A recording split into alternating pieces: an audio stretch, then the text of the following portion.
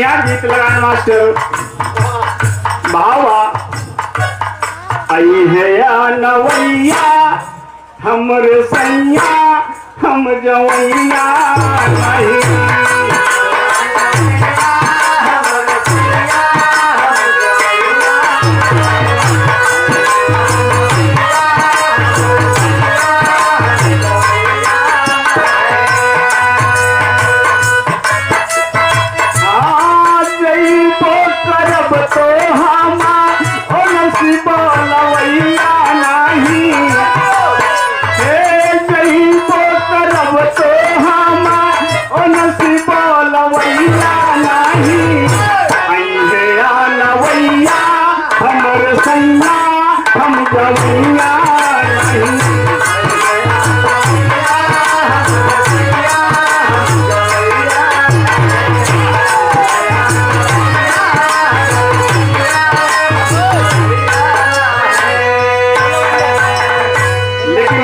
माई बीड़ा वाली से आपन दर्द गावत बा।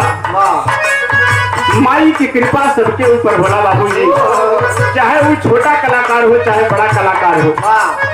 माई के ममता माई के प्यार दुलार सबके मिलत बा। लेकिन भक्त अपन फरियाद करत बा माई से, बीड़ावा बजाइता स्वर सजाइता हे मैया हमारी।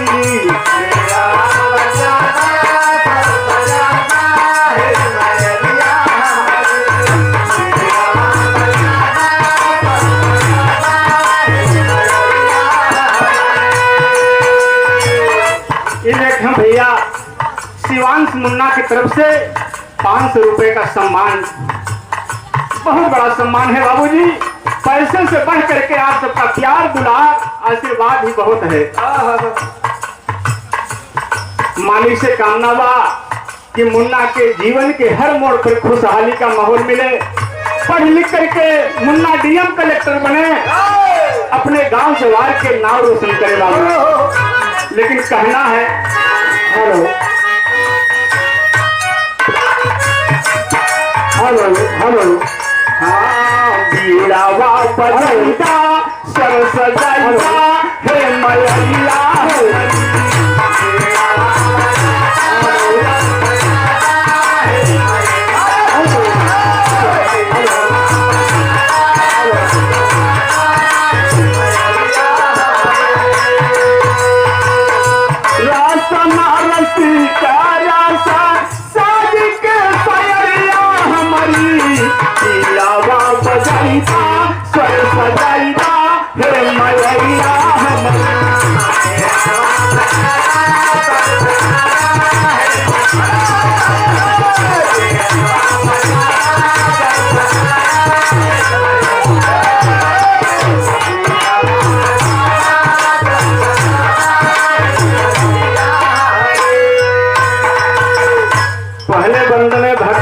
का कहवा हम हई तोहार माई सेवक नारी आहो।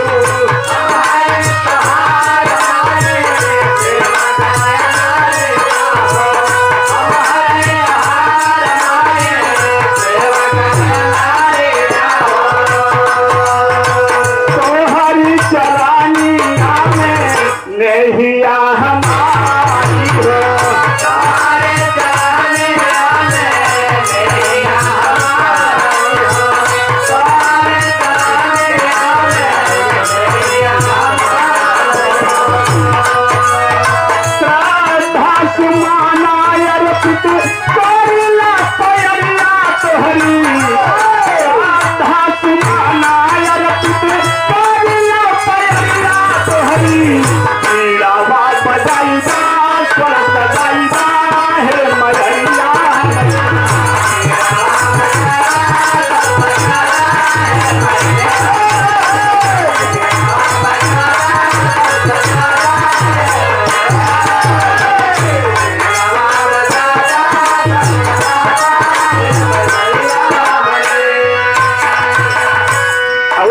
माई से का कहत बा, तोहर भरोसे माई खड़ी मोरी नाई आहो।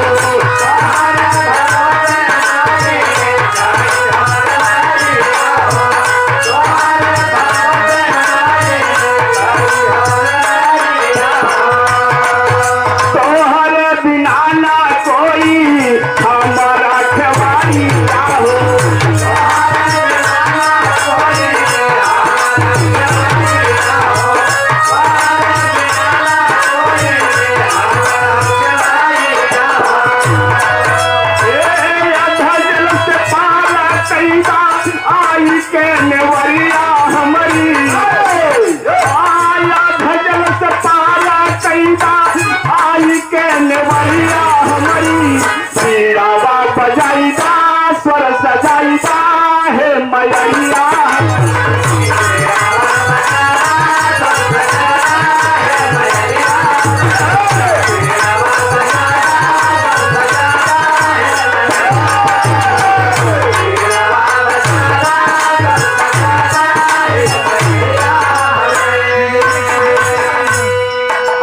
पूजनी पिता तुल्य श्री भोगीलाल यादव आपके दरवाजे पे यह कार्यक्रम हो रहा है बाबूजी।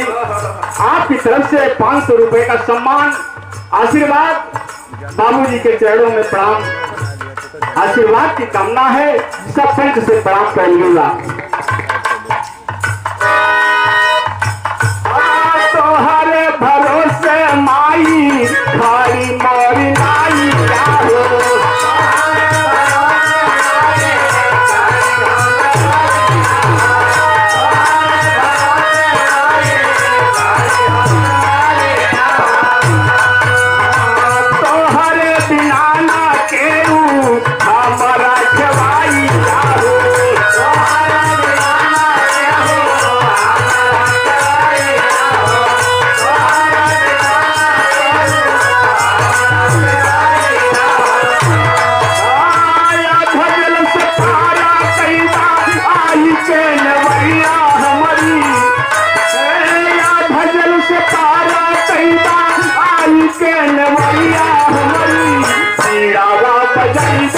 स्वर सजाइदा हे मैया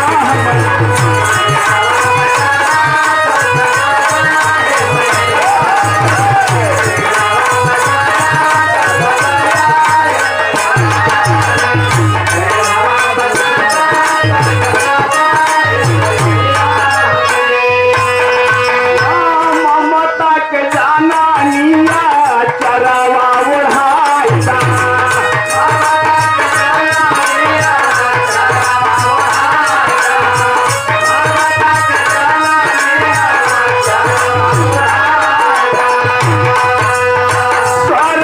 सभा में तू ही गीतिया सजाइदा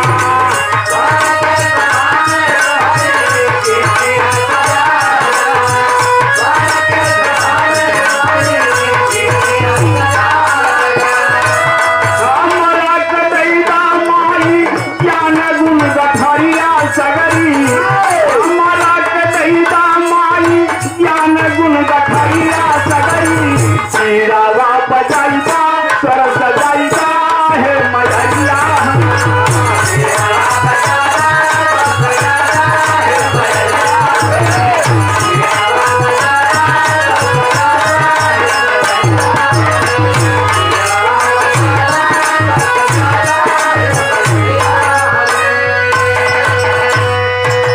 लास्ट बंद में गुरु घराने के परिचय बा।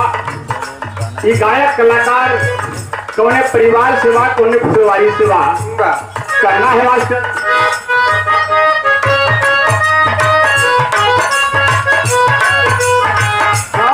रमन बिहारी गईले तो हरी सरानी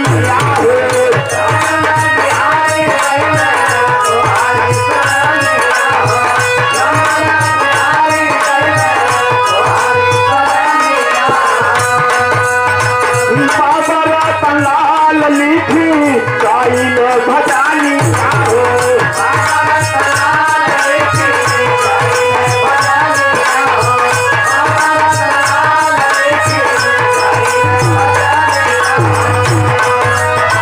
शिव धर्म सुबास का है सुनीला पुकरिया हमारी पीड़ावा बजाइदा स्वर सजाइदा हे मैया हमारी।